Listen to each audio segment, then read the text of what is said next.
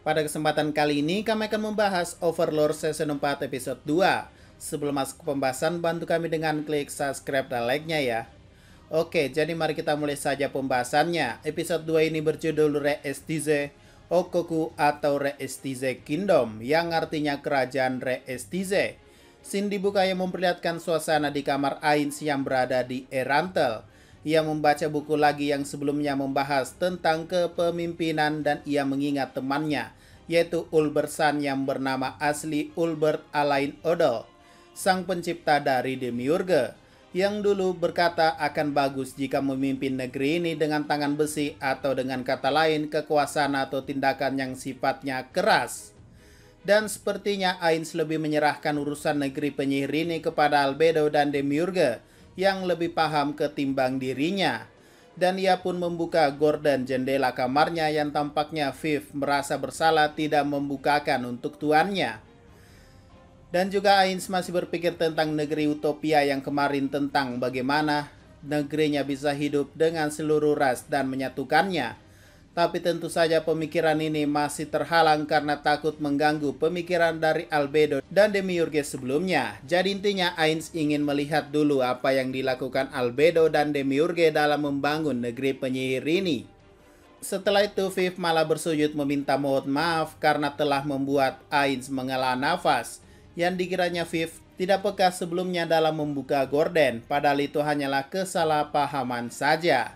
Lanjut, di kerajaan Estize ada Rainer sang putri muka palsu yang sedang menceritakan dongeng kepada anak-anak yatim di suatu panti asuhan. Dan akhirnya dijemput oleh Klim dan juga Evilai.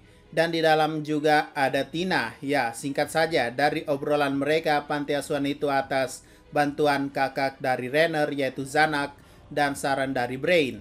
Dan juga Rainer penasaran dengan talenta yang dimiliki oleh Evilai. Tapi akhirnya tidak diberitahu karena itu adalah rahasia bagi seorang petualang. Namun Evilai menjelaskan sedikit bahwa talenta itu seperti bergantung pada sihir, contohnya pada pedang milik Lakius. Obrolannya juga membahas tentang ketua mereka yaitu Lakius Alvin Dale Aindra yang sedang berlatih dengan Gagaran dan Tia untuk mempersiapkan kemunculan Jaldabot sekali lagi. Dan sampai di mana Evilai sangat kagum kepada Momon. Walaupun mirisnya, ia tidak mengetahui kalau Momon dan orang yang ia benci yaitu Ainz adalah orang yang sama. Lanjut, di kastil kerajaan Re-Estize di mana Pangeran Zanak masih mencari pangeran atau kakaknya sebagai putra mahkota yaitu Barbro. Yang kalau kita ingat di season sebelumnya, terakhir kali ia bertemu dengan Lupus Regina Beta bersama para pasukan elit Goblin. Dan karena infonya masih belum ada, hanya ada dua kemungkinan yang ada. Ia sudah mati terbunuh atau kedua ia dibawa ke makam besar Nasarik. Lanjut, Zanak juga sangat menyayangkan kepada Tuan Raven yang sebelumnya memimpin pasukan belum keluar-keluar juga dari kamarnya, yang mungkin sudah kena mental akibat serangan dari Ain sama. Next, di mana Zanak dan Rainer akhirnya bertemu dan membicarakan soal utusan negara penyihir yang akan datang. Dan uniknya Rainer seperti tahu apa yang dipikirkan kakaknya. Dan sebelum pergi menemui utusan negeri penyihir, Zanak berjanji akan memberikan wilayah pada adiknya dan Klim di suatu desa suatu hari nanti dan hidup sampai mati di sana. Tapi sepertinya Rainer sudah tak memerlukan hal itu lagi, karena menurutnya sarannya sudah sangat terlambat.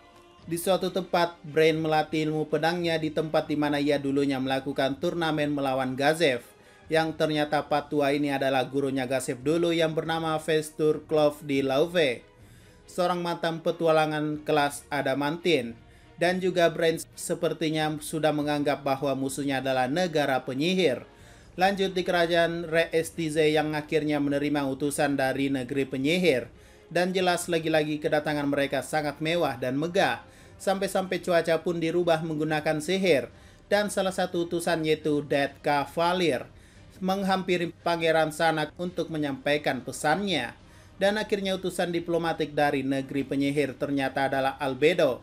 Ya, kita sudah singgung di episode pertama kemarin ya, kalau memang Albedo sudah meminta izin pada Ainz untuk pergi ke Re-Estize.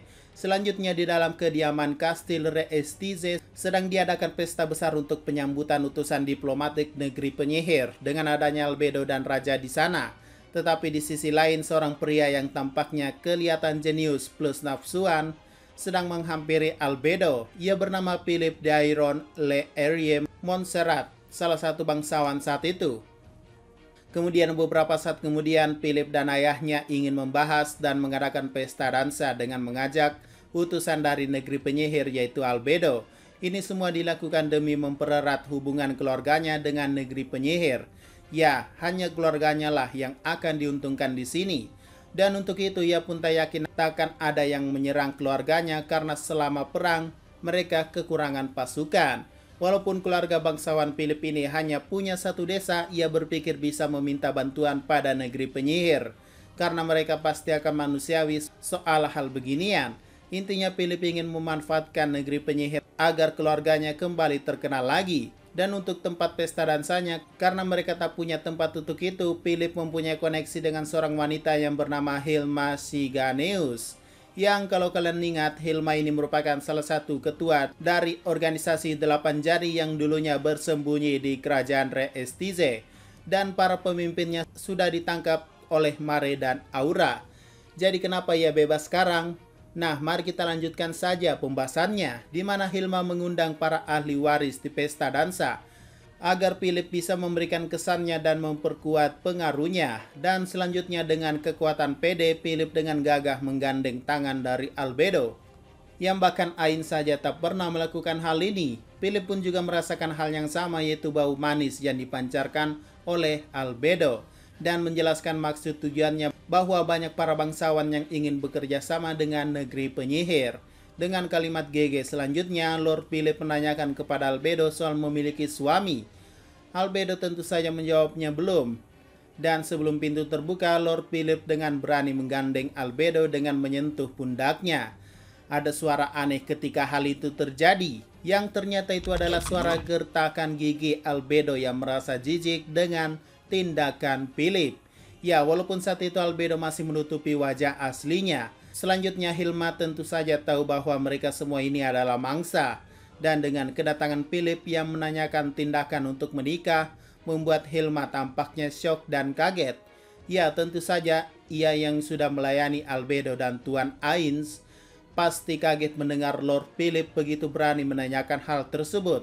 Jadi ekspresi takut Hilma itu bukan karena ia suka Philip ya, tapi karena ia takut apa yang menimpa dirinya jika punya teman seperti Philip ini keluar batas. Bahkan Hilma memegang lehernya yang menjadi traumanya saat berada di makam besar Nazari. Selanjutnya Hilma pun mengantar Albedo ke tempat istirahat, di mana tentu saja Albedo mengelap bekas tangan Philip yang sangat menjijikan tersebut. Dengan marahnya Albedo ini membuat Hilma juga keringat dingin, dan menawarkan bahwa boneka alias orang-orang seperti Philip akan dicari penggantinya lagi. Namun ditolak Albedo karena sepertinya ia cukup menarik.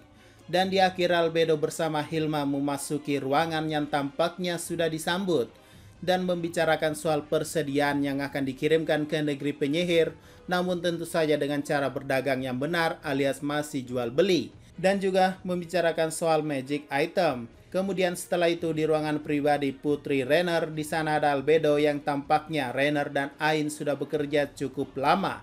Itulah kenapa sebelum-sebelumnya wajah Rainer cukup mencurigakan.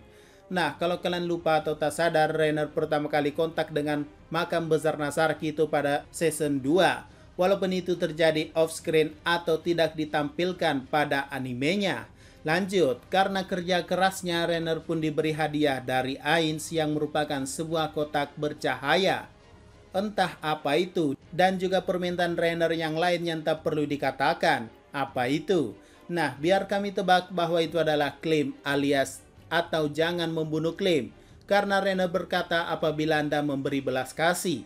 Ini juga menjawab kenapa saat Saltir mengejar Brain, ia langsung berhenti ketika melihat klaim. Karena itu adalah orang yang tak boleh dibunuh demi kerjasama ini. Dan soal topik pembicaraan soal membuka hal itu, ini masih misteri ya, jadi tungguin aja ke depannya. Dan Albedo juga membahas sebelum kami menginvasi, jadi apakah Re Estize akan jatuh seperti kota Erantel? Patut ditunggu.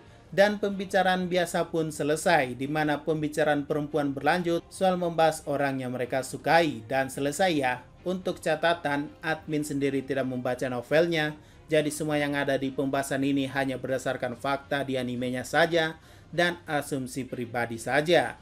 Jadi harap dimengerti ya. Jika ada pertanyaan dan masukan, silahkan komentar saja di bawah. Sekian dari pembahasan kali ini, jangan lupa like, share, dan komentarnya ya.